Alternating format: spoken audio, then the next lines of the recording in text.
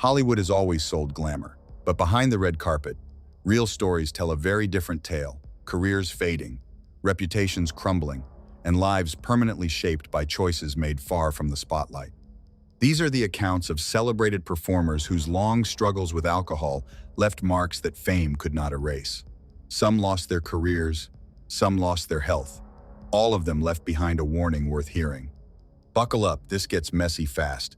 And wait until you see number 9. It will wake you up. Number 1. Errol Flynn. Errol Flynn was the very definition of Hollywood charisma, bold, athletic, and magnetic on-screen in classics like Robin Hood and Captain Blood. Off-screen, he embraced an excessive lifestyle without hesitation. Known as a notorious ladies' man, he threw extravagant parties on his private boat and regularly arrived on film sets in a heavily intoxicated state, treating excess as part of his identity rather than a warning sign. His Malibu home, shared with actor David Niven, earned the nickname Cirrhosis by the Sea due to the constant flow of alcohol. He even spent time drinking alongside figures like Fidel Castro. In his early 30s, Flynn collapsed in an elevator. Doctors confirmed that his heart and lungs had already suffered irreversible damage. He continued regardless, ignoring every warning placed before him. Over time, his once athletic appearance gave way to a figure visibly worn by years of heavy consumption. At just 50 years old, his body already weakened by cirrhosis and long-term alcohol abuse gave out from cardiac arrest. Number 2. Oliver Reed. Oliver Reed possessed a captivating screen presence, drawing audiences in with intense performances, striking blue eyes, and roles as dangerous, unpredictable characters.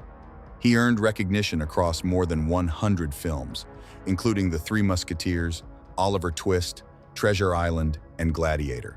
Despite his talent, his off-screen behavior was equally turbulent. During one altercation while intoxicated, he was attacked with broken bottles, leaving him with deep facial wounds that required dozens of stitches and permanent scarring. Director Ridley Scott cast him in Gladiator on the strict condition that he remained sober during production. Those close to Reed noted how drastically his behavior could shift after drinking, becoming unpredictable and difficult to manage. Near the end of his life, he returned fully to the lifestyle that had long defined him. While in Malta, shortly before completing his role in Gladiator, he took part in an extended drinking session, consuming large quantities of beer, rum, and whiskey in a single evening. Not long after, he suffered a cardiac episode and passed away on the 2nd of May, 1999. He never finished his final scenes. The production was completed using CGI. He reportedly expressed just one regret in life: not having emptied every pub and not having seen enough of the world. Number 3. John Barrymore. John Barrymore was among the most celebrated performers of the early 20th century. A distinguished member of the famous Barrymore acting family, known for his powerful stage presence and Shakespearean work, as well as memorable screen roles in Dr. Jekyll and Mr. Hyde and Sherlock Holmes. He was often praised for portraying characters struggling with alcohol dependency while quietly facing the same battle in his own life. His dependency deepened over decades, fueled in part by a difficult upbringing and personal hardships. At one point, his second wife reportedly found him attempting to consume her cologne, a stark reflection of how far things had gone. In 1933, he appeared in Dinner at 8, portraying an aging, alcohol-consumed actor, one of the earliest on-screen reflections of his real-life condition. In the years that followed, his career declined steadily. By 1936, severe memory loss forced him to rely entirely on cue cards during performances.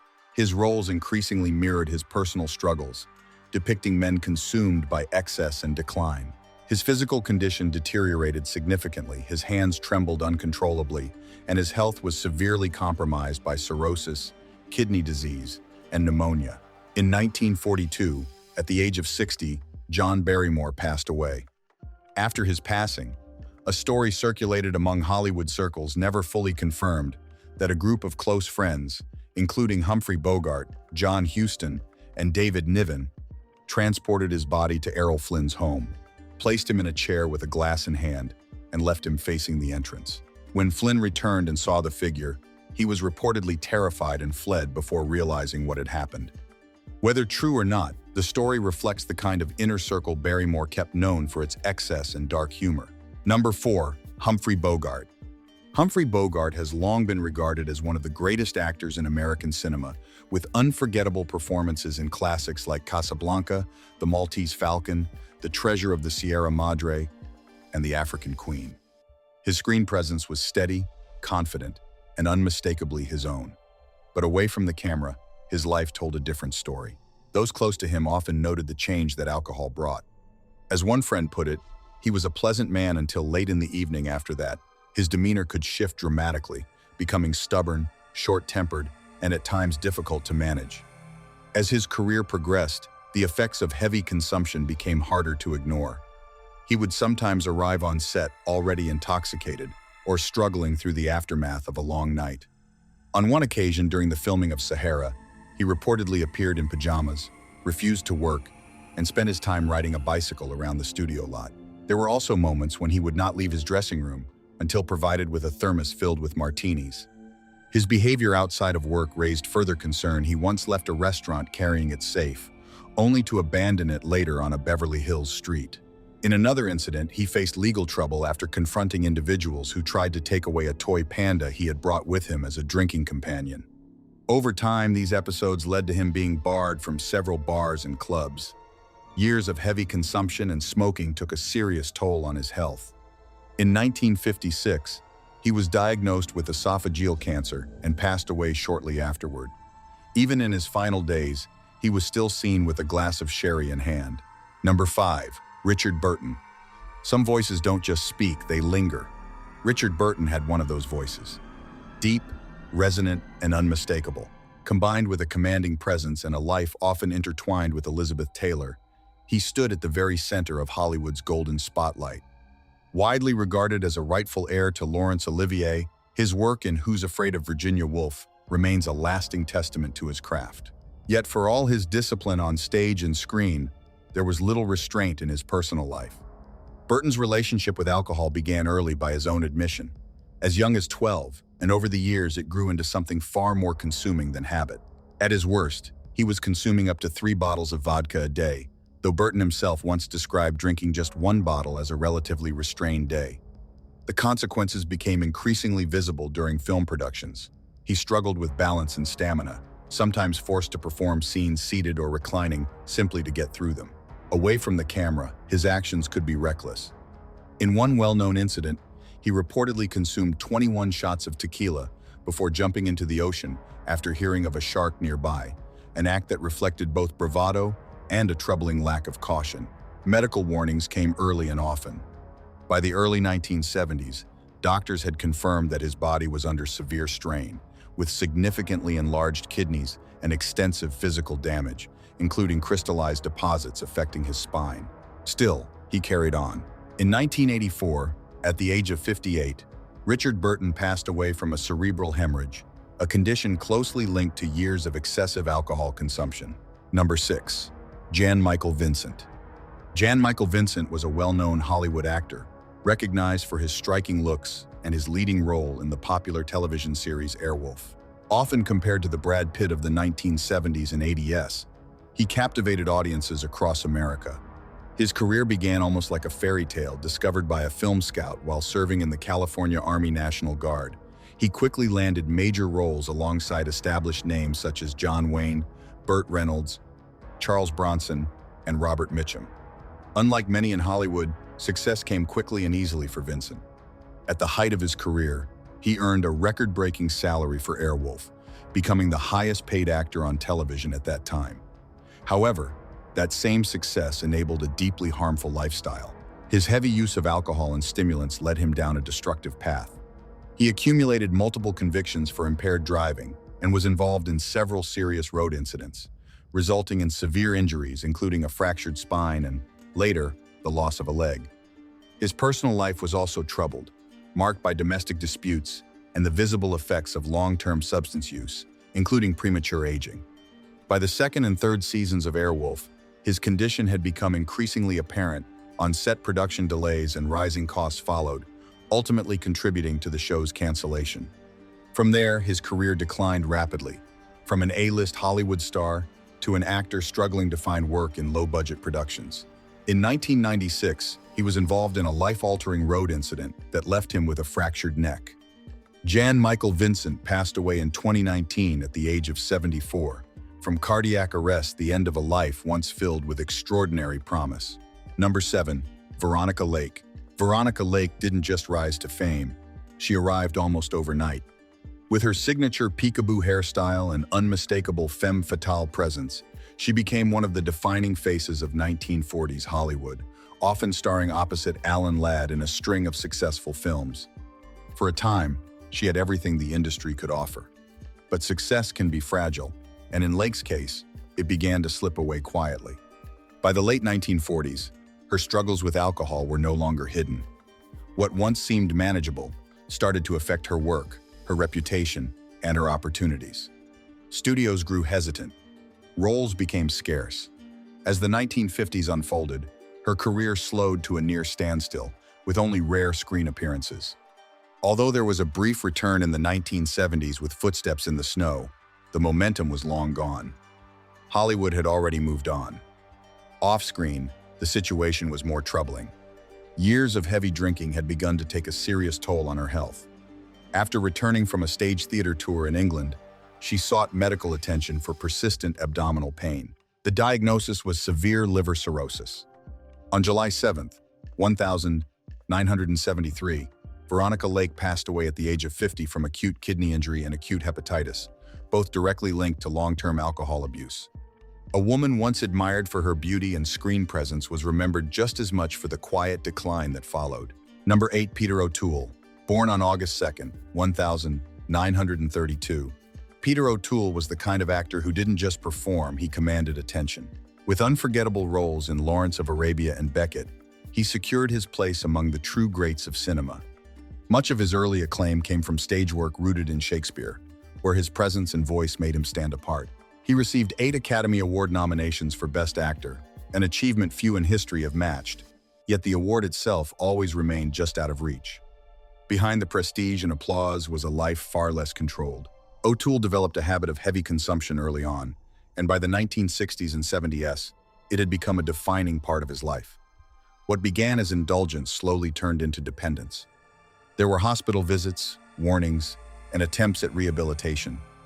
Doctors made it clear his body could no longer endure it at one point. Even a single drink was said to pose a serious risk. Still, the image of the actor who could spend all night at the bar and arrive on set the next morning remained part of his legend. In his later years, the toll was undeniable. His health declined, and the effects of decades of excess could no longer be ignored. On December 14, 2013, at the age of 81, Peter O'Toole passed away from stomach cancer, a condition widely linked to his years of heavy alcohol consumption. He left behind a legacy of extraordinary performances and a life shaped, in many ways, by a habit he could never fully escape. Number 9. Bernard Lee. Bernard Lee spent over half a century in the performing arts, building a career that included more than 100 film and television appearances. He began acting at just 6 years old, first on stage, before eventually gaining wide recognition on screen. His most iconic role came as M, the head of British intelligence in 11 James Bond films, a performance that defined his legacy. But behind that steady career was a life marked by deep hardship, the tragic loss of his wife in a house fire, a violent mugging, and ongoing financial struggles pushed Lee into severe depression. In time, alcohol became his escape, and eventually his dependence. His condition grew so serious that during filming, efforts were made to keep him confined to his dressing room to prevent him from drinking. Even then, he reportedly found ways around it, having alcohol passed to him discreetly through a straw. His tolerance was said to be extraordinary, with even notably heavy drinkers like Richard Burton acknowledging they could not keep pace with him. At the age of 73, Bernard Lee passed away from stomach cancer, widely believed to be connected to years of excessive alcohol consumption. His story is a reminder that behind fame and recognition, serious personal struggles can develop quietly and leave consequences that last far longer than the spotlight. Number 10. Verne Troyer. In Verne Troyer's case, laughter came naturally, and audiences felt it.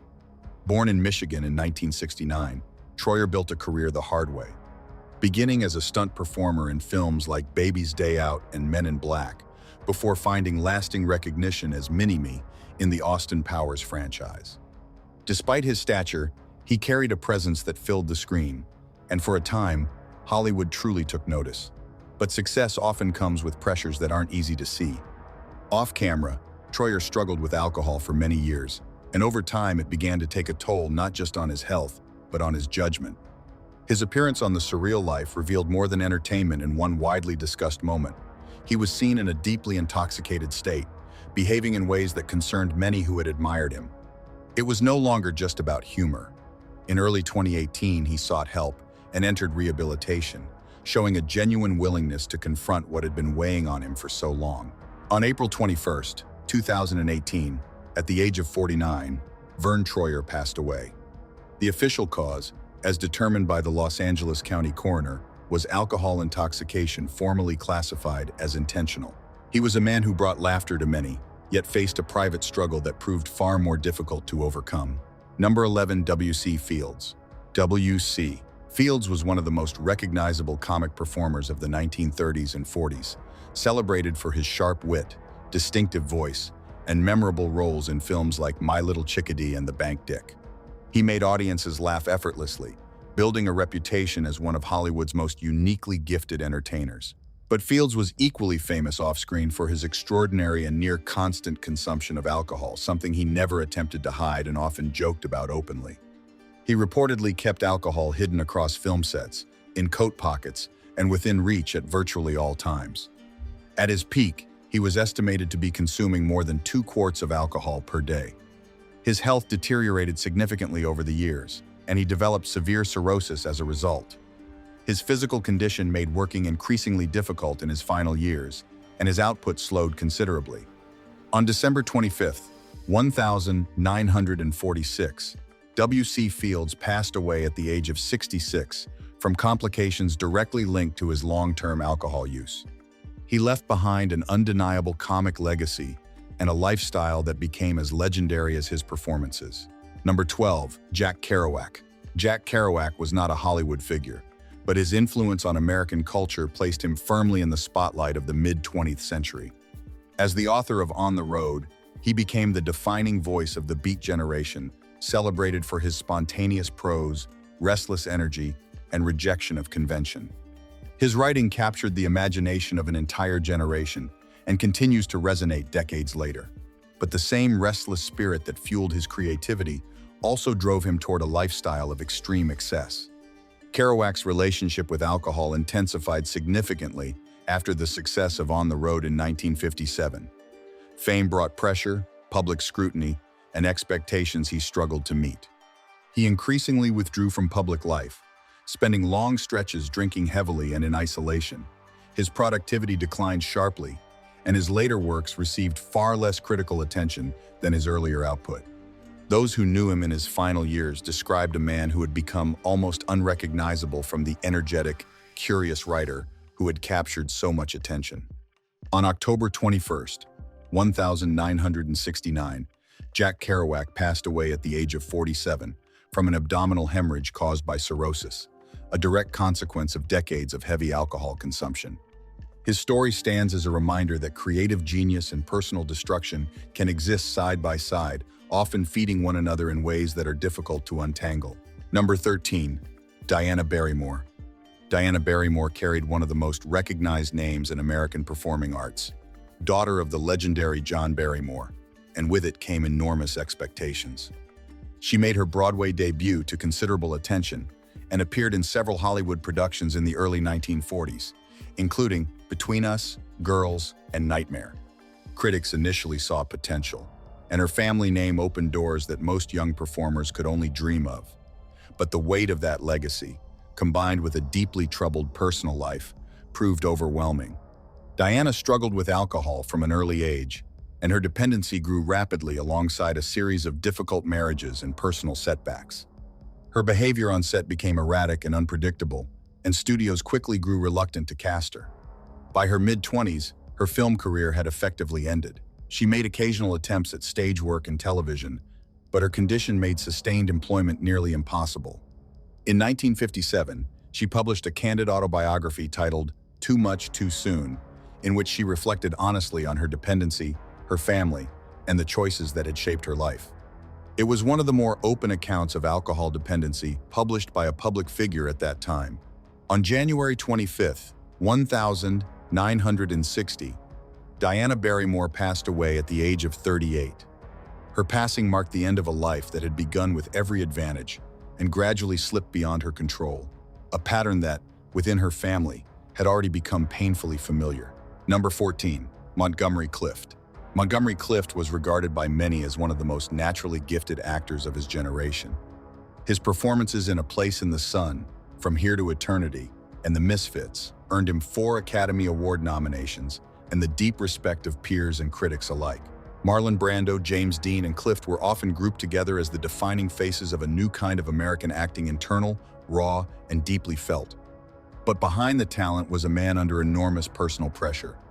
Clift struggled with his identity throughout his life, navigating a Hollywood culture that offered little space for complexity or difference. He turned increasingly to alcohol and prescription medication as a way of managing anxiety and emotional pain. In May 1956, he was involved in a serious road incident following a dinner at Elizabeth Taylor's home, sustaining significant facial injuries that required extensive reconstruction. The incident marked a visible turning point. Those who worked with him afterward noted how profoundly it affected both his appearance and his state of mind. Taylor, who was present that evening, reportedly helped him during the immediate aftermath and maintained a close friendship with him for the rest of his life. In his final years, Clift's consumption increased significantly, and his ability to secure major roles diminished. On July 23, 1966, Montgomery Clift passed away at the age of 45 from a cardiac episode, with long-term alcohol and medication use cited as contributing factors. He left behind a body of work that continues to be studied and admired, and a personal story that speaks to the particular pressures placed on those who carry their sensitivity most visibly. They had fame, money, and the world at their feet. Yet the choices made behind closed doors ultimately shaped their legacies, just as much as anything they accomplished on screen. Some let excess creep in gradually, others embraced it openly. In every case, the consequences were real and permanent. Awareness doesn't require a dramatic story. It just requires paying attention. If this video meant something to you, consider sharing it, leaving a comment below, and subscribing to help spread that awareness. We'll see you in the next one.